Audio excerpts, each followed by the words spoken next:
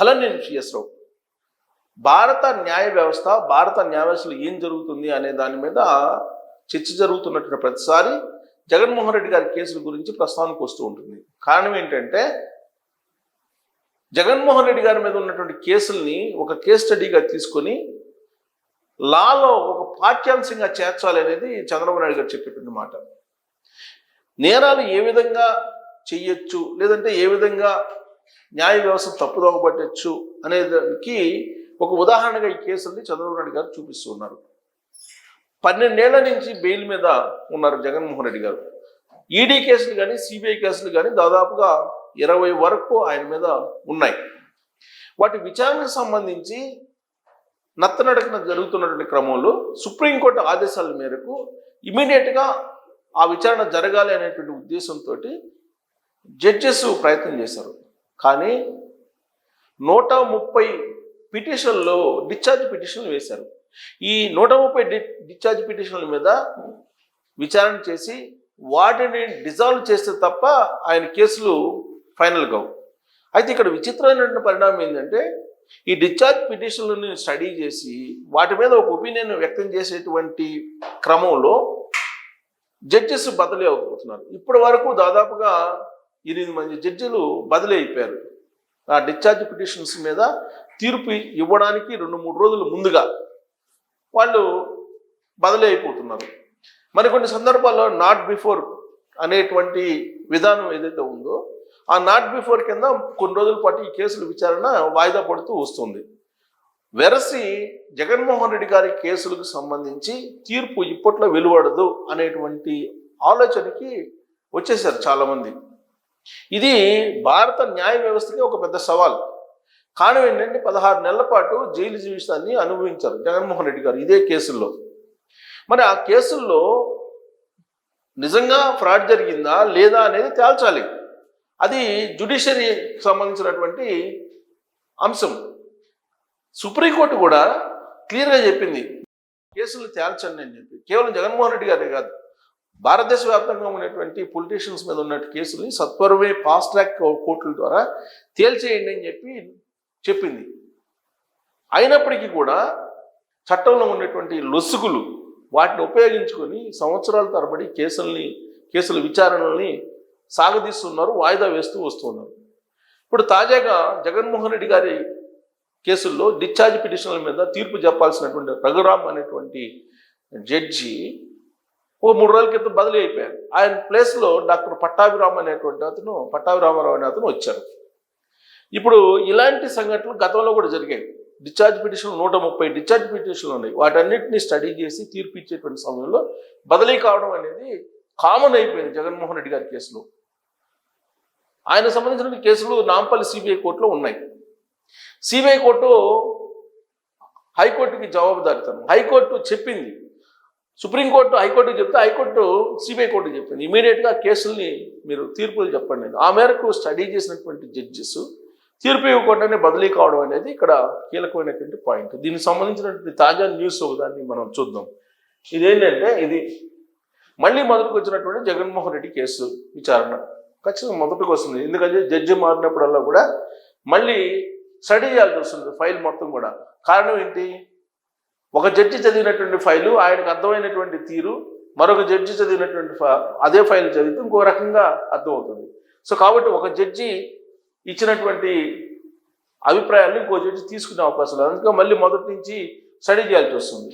So అందుకే మళ్ళీ మొదటికి వచ్చినటువంటి జగన్ అక్రమస్తుల కేసులు అని చెప్పి జడ్జి బదిలీతో డిశ్చార్జ్ పిటిషన్లపై తిరిగి విచారణ చేపట్టిన 8 మంది న్యాయమూర్తులు బదిలీ. జగన్మోహన్ రెడ్డి గారి కేసుని విచారణ చేపట్టినటువంటి న్యాయమూర్తులు ఇప్పటి వరకు 8 మంది సిబిఐ కోర్టులో బదిలీ అయ్యారు. దశాబ్ద కాలంగా తేలని వైనం. ఆంధ్రప్రదేశ్ మాజీ ముఖ్యమంత్రి జగన్మోహన్ రెడ్డి అక్రమాస్తుల కేసులపై విచారణ మళ్ళీ మొదటికి వచ్చింది. నిందితులు దాఖలు చేసిన డిశ్చార్జ్ పిటిషన్లపై కొత్తగా బాధ్యతలు స్వీకరించనున్న డాక్టర్ కె పట్టాభిరామారావు విచారణ ప్రారంభించనున్నారు.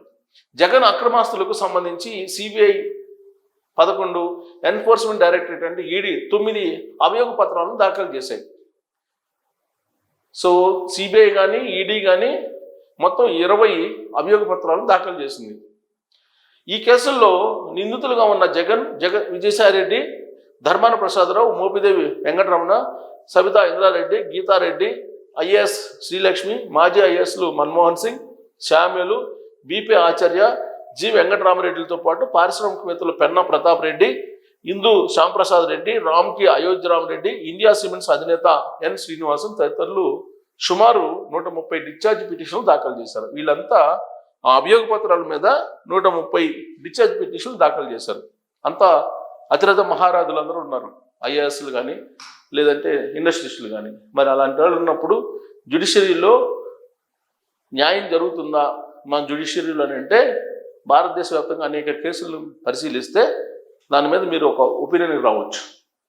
వీటిపై విచారణ పూర్తి కావడం లేదు. 2019 నుంచి దాఖలైన జగన్ అక్రమాస్తుల కేసులోని డిశ్చార్జ్ పిటిషన్లపై ఇప్పటి వరకు 8 మంది న్యాయమూర్తులు విచారణ చేపట్టినా అవి పూర్తి కాకముందే వారు బదిలీ అయ్యారు. ప్రస్తుతం సిబిఐ కోర్టు ప్రధాన న్యాయమూర్తిగా ఉన్న డాక్టర్ టి రఘురామ్ గత ఏడాది మేలో బాధ్యతలు స్వీకరించారు. అరబిందో హెట్రోకు భూ కేటాయింపులు, రామ్కీ ఫార్మాసిటీకి గ్రీన్ బెల్ట్ మినహాయింపులు, జగతి పబ్లికేషన్స్లో పెట్టుబడులు, వాన్పిక్కు ఓడరేవులు, విమానాశ్రయాల ప్రాజెక్టులు, భూ కేటాయింపులు, దాల్మియా సిమెంట్కు చెందిన కేసుల్లోని నిందితులు దాఖలు చేసినటువంటి డిశ్చార్జ్ పిటిషన్లపై దాదాపుగా వాదనలు పూర్తయ్యాయి.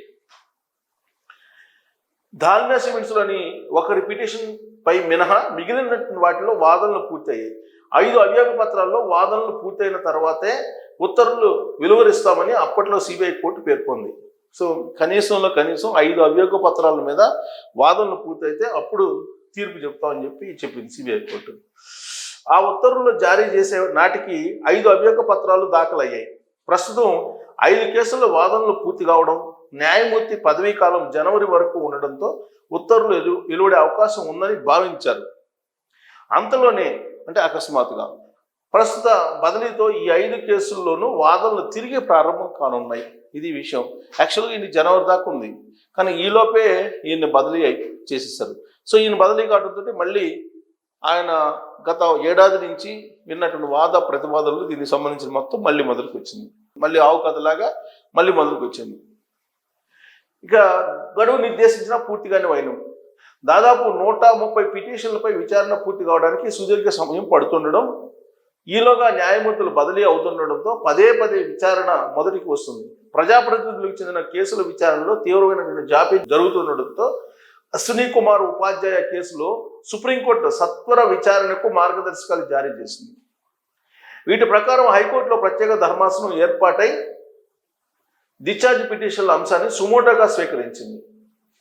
2 నెలల్లో విచారణ పూర్తి చేయాలంటే సిబిఐ కోర్టు 2023 డిసెంబర్ 15 ఉత్తర్వులు జారీ చేసింది. సో 2 ఇయర్స్లో విచారణ పూర్తి చేయాలని చెప్పి హైకోర్టు 2023లోనే ఉత్తర్వులు జారీ చేసింది. ఎప్పుడు? డిసెంబర్ 15. హైకోర్టు ఇచ్చిన గడువు 2024 ఫిబ్రవరి 15తో ముగియనుండగా విచారణ పూర్తి కాలేదని, సుమారు 13,000 పేజీల పత్రాలను పరిశీలించాల్సి ఉన్నందున మరికొంత గడువు కావాలంటూ 2024 జనవరి 30న హైకోర్టుకు అప్పటి సిబిఐ కోర్టు న్యాయమూర్తి లేఖ రాశారు. సో ఈ లేఖపై విచారించిన హైకోర్టు డిశ్చార్జ్ పిటిషన్లపై తేల్చడానికి ఏప్రిల్ 30 వరకు గడువు మంజూరు చేసింది. ఎప్పుడు? గత ఏడాది. అనంతరం సిబిఐ కోర్టు న్యాయమూర్తి గడువులోగా విచారణ పూర్తి చేసి తీర్పు రిజర్వ్ చేశారు. తీర్పు వెలువరించాల్సినటువంటి సమయంలో 2024 ఏప్రిల్లో రాష్ట్ర వ్యాప్తంగా జరిగిన 47 మంది జడ్జిల బదిలీల్లో భాగంగా సిబిఐ కోర్టు న్యాయమూర్తి కూడా బదిలీ అయిపోయాడు. ఎప్పుడు? గత ఏడాది ఏప్రిల్లో తీర్పు రావాలి. కరెక్ట్గా అదే ఏప్రిల్ తీర్పు ఇవ్వకముందే ఆ జడ్జిని బదిలీ చేసేసారు. బదిలీ అయిన వారందరూ మే 1లోగా బాధ్యతలు స్వీకరించాలని ఆదేశాలు ఇవ్వగా అప్పటి సిబిఐ కోర్టు న్యాయమూర్తికి మినహాయింపునిస్తూ మే 1న రిలీవ్ కావాలని హైకోర్టు ఆదేశాలు జారీ చేసింది. అంటే ఆయన తీర్పు ఇస్తాడని చెప్పి ఆయనకు సడలింపించింది. అయినప్పటికీ ఆయన ఏం చేశారు? నాకు అనారోగ్యంగా ఉంది అని చెప్పి ఆసుపత్రిలో చేరడంతో తీర్పుని సిద్ధం చేయలేకపోయినట్లు ఆయన హైకోర్టులో లేఖ రాసి రిలీవ్ అయిపోయాడు ఆయన. ఆ తర్వాత వచ్చినటువంటి డాక్టర్ రఘురామ్ అంటే ఇప్పుడు డిశ్చార్జ్ పిటిషన్లపై తిరిగి విచారణ ప్రారంభించి రోజువారీ విచారణ చేపట్టారు. ఇతర కేసుల విచారణ పూర్తయిన తర్వాత ఈ పిటిషన్లపై విచారణ చేపడుతూ వచ్చారు. జనవరిలో అంటే ఇంకొక మరికొన్ని రోజుల్లో తీర్పు చెప్పాలి ఆయన. సో మరికొన్ని రోజుల్లో తీర్పు చెప్పాల్సినటువంటి రఘురామ్ గారు ఇప్పుడు ఆయన కూడా బదిలీ అయిపోయి పట్టాభిరామ్ గారు వచ్చారు. సో కాబట్టి మళ్ళీ జగన్మోహన్ రెడ్డి కేసులు మొదటికి వచ్చాయి. అంటే గత ఏడాది ఏప్రిల్లో తీర్పు చెప్పాల్సినటువంటి న్యాయమూర్తి సడన్గా ఏప్రిల్లో బదిలీ అయ్యి వెళ్ళిపోయారు. ఆయనకి మే దాకా టైం ఇచ్చి మీరు మేలో దాని తీర్పులు వెలువరించి వెళ్ళమన్నా కానీ ఆయన హాస్పిటల్లో జాయిన్ అయ్యారు అనారోగ్యం అని చెప్పి. కాబట్టి నేను తీర్పు చెప్పలేనని చెప్పి హైకోర్టుకి లేఖ రాశారు. ఇప్పుడు రఘురామ్ అనేటువంటి జడ్జి ఆయన కూడా ఏంటి, మేము విచారణ పూర్తి చేసి తీర్పు వెలువరించాల్సినటువంటి సమయంలో ఆయనకు బదిలీ అయింది కాబట్టి ఆయన బదిలీ వెళ్ళిపోతున్నాడు. జనవరిలో తీర్పు ఇవ్వాలంటే మరి కొన్ని రోజుల్లో తీర్పు ఇవ్వాలి, ఆయన బదిలీ వెళ్ళిపోతుంది. ఇప్పుడు పట్టాభి వచ్చారు. సో పట్టాభి మరొక సంవత్సరం పాటు లేదా ఇంకో సంవత్సరంన్నర టైం తీసుకుంటారు. మళ్ళా తీర్పు వెలువరించేటువంటి సమయానికి ఆయన కూడా బదిలీ అయినా ఆశ్చర్యపోతుంది. ఇప్పుడు 8 మంది జడ్జెస్ బదిలీ అయ్యారు. ఇప్పుడు పట్టాభి గారు మళ్ళా దాన్ని స్టడీ చేసి ఇంకో సంవత్సరం తర్వాత తీర్పు ఇచ్చేటువంటి పరిస్థితి వచ్చినప్పటికి కూడా ఆయన బదిలీ కారని నమ్మకం లేదు. సో కాబట్టి జగన్మోహన్ రెడ్డి గారి కేసుల్లో ఏమవుతుంది, న్యాయ వ్యవస్థ ఎలా వ్యవహరిస్తుంది, ఎందుకు చంద్రబాబు నాయుడు గారు జగన్మోహన్ రెడ్డి గారి కేసుల్ని ఒక స్టడీ కింద తీసుకోవాలి, ఒక చాప్టర్ కింద తీసుకొని న్యాయ విభాగంలో న్యాయ విద్యార్థులకి దీన్ని స్టడీ చేసేలా చేయాలని చెప్పి అంటున్నారు అని అంటే ఇలాంటి పరిణామాల కారణంగానే మరి జగన్మోహన్ రెడ్డి గారి కేసులు ఇప్పట్లో ఒగదెగుతాయా, తీర్పు వస్తుందని మీరు నమ్ముతున్నారు అనే దాని మీద మీరు కామెంట్ చేయొచ్చు. Thank you.